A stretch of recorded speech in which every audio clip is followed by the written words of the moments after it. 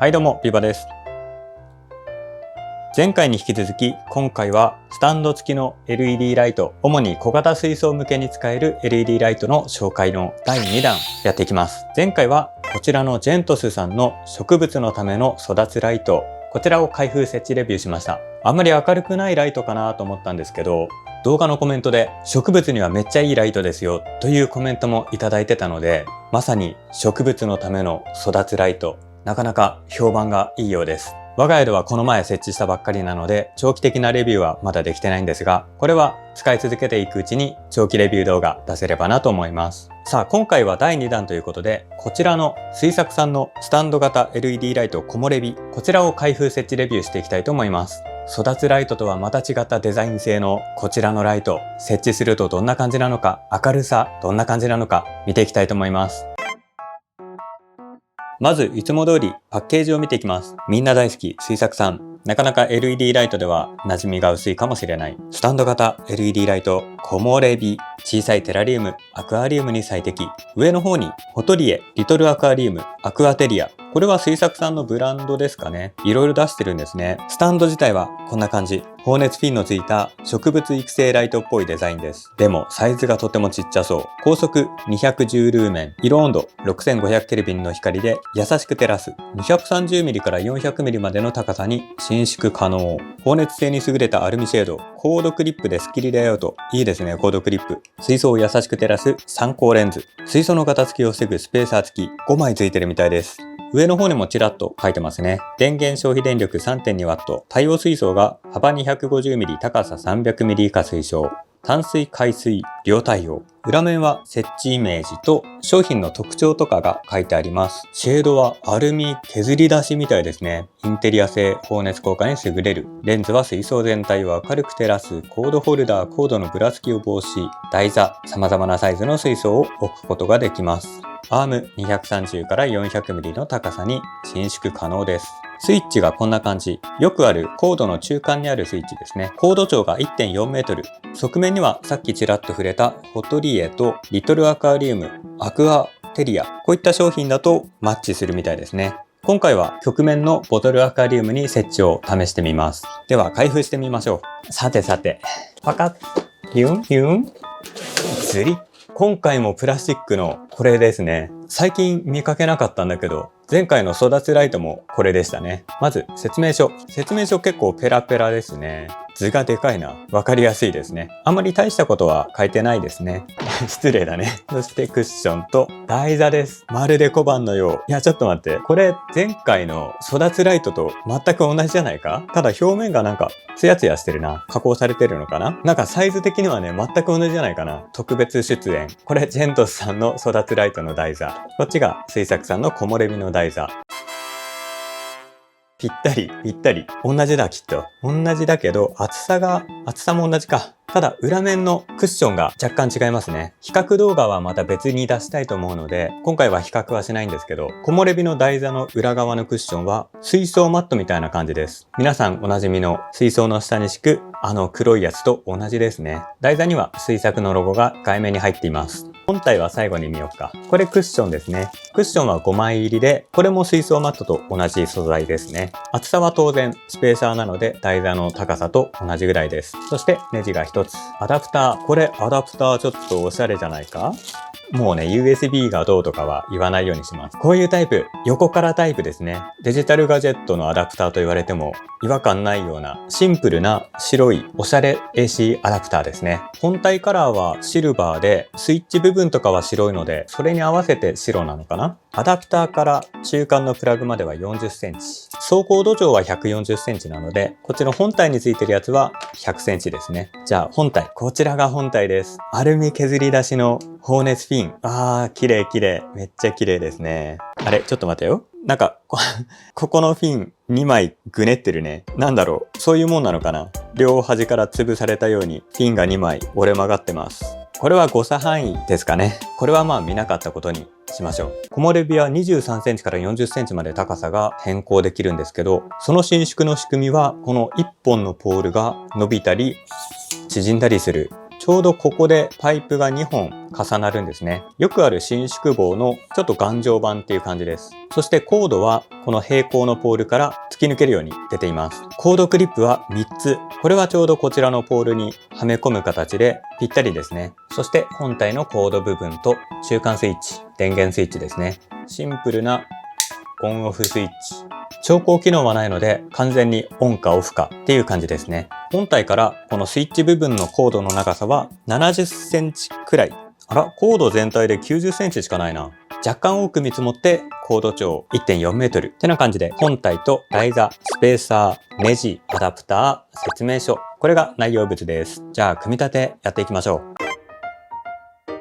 いや、僕昔から組み立てる作業好きなんですよね。もう一日中組み立てをしていたい。今回の組み立ては、まず台座にこのポールを取り付ける。取り付けにはこのネジを使うので、プラスドライバーが必要ですね。これを裏から入れて、このネジに差し込む。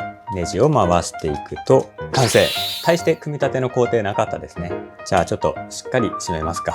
円柱のポールだから固定が難しい。こんな感じでいいかな。はい、これで完成です。これが組み立て完成した全体像です。一番低いサイズでこのぐらいですね。台座から照射面の高さが17センチです。これもかなりコンパクトな水槽に設置できそう。そして一番長くするとこんだけ長くなります。かなり背高い。台座から照射面の高さが34センチ。これもスペック通り30センチ水槽に設置できます。なかなかのっぽなスタンド付きの LED が完成しました。今回はちゃんとここ、忘れずにここの長さを先に測ってみます。木漏れ日は高さ調節できますけど、このポールから LED ライトまでの長さは調節できません。ポールにぴっちり水槽をくっつけた場合で約10センチ。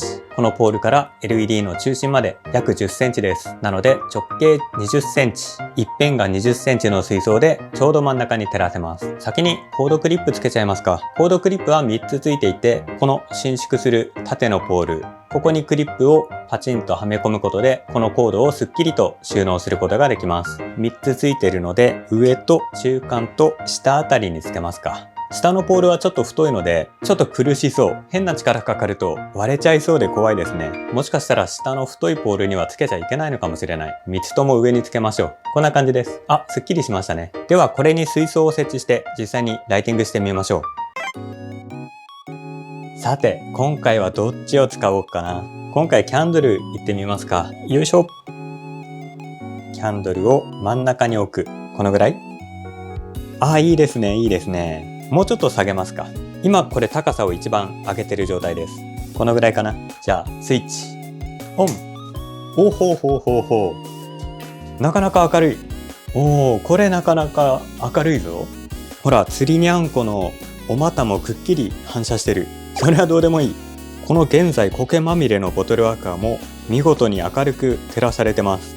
LED ライト本体のデザイン性も高いですね。やっぱりアルミ削り出しは高級感があって個人的には好きです。今左にリーフグローが見えてるんですけど、こちらの木漏れ日も負けてないですね。なかなか明るくてデザイン性が高くて、なんでこれあんまり話題になってないんだろう。スフィアに入れ替えてみます。もうちょっと下げようか。これね、高さ調節がスライドさせるだけだからすごい簡単ですね。ネジを開けたり閉めたりする必要もないので高さ調節が簡単。アーム式じゃないので変にぐにゃぐにゃすることもありません。明るさ的にはどうかな。今日中で太陽光も入ってるので部屋全体が明るいんですけど、一回消してみよう。スイッチオフ、スイッチオン。明るいな。なかなかいいじゃない。これは真横から見た状態。スフィアは直径が 22.5 センチらしいので若干20センチよりオーバーしてるんですね。なのでわずかに中心からずれてます。ポールの背面ギリギリまで水槽をくっつけてるんですけど、こんな感じですね。残念だったのがちょっと台座が小さいのかはみ出ちゃってるんですよね。こっち側前に傾いちゃってます。キャンドルであれば問題なく台座に乗っかります。これは現在枯れゆくコケリウムを演出しているボトルアクアリウムのティアーですね。下腹ぽってりデザインの可愛らしいボトルアクアリウムの容器なんですけど、これも底面若干はみ出てますね。ただ傾いてるかどうかといえばわからないな。ギリギリ大丈夫かな。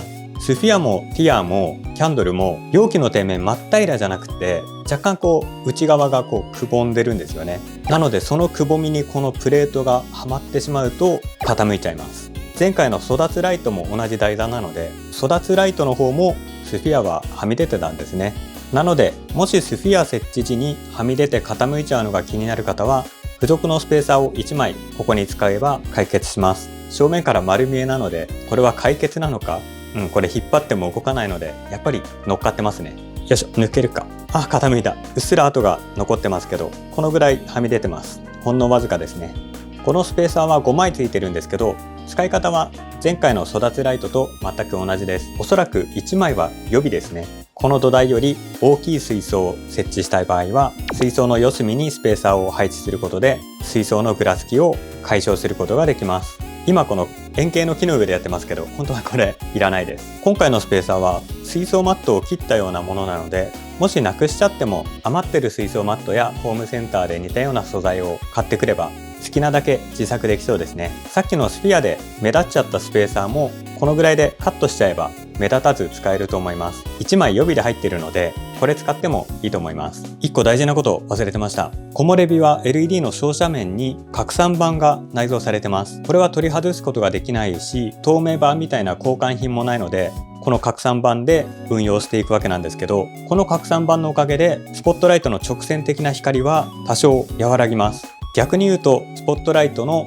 直線的な光で水面の揺らぎとか楽しみたい人は、この拡散板内蔵されちゃってるのでどうしようもないっていう感じです。先端部分も取り外せないと思うので、これはもうどうしようもないですね。拡散板なしで使いたい人は、この木漏れ日選択肢から外れちゃうと思います。これはユーザーで拡散板か透明板か選択できればよかったんですけどね。残念ポイントでした。というわけで今回は水作さんから出ているスタンド一体型の LED ライト木漏れ日開封設置レビューをしてみました。意外と明るいです。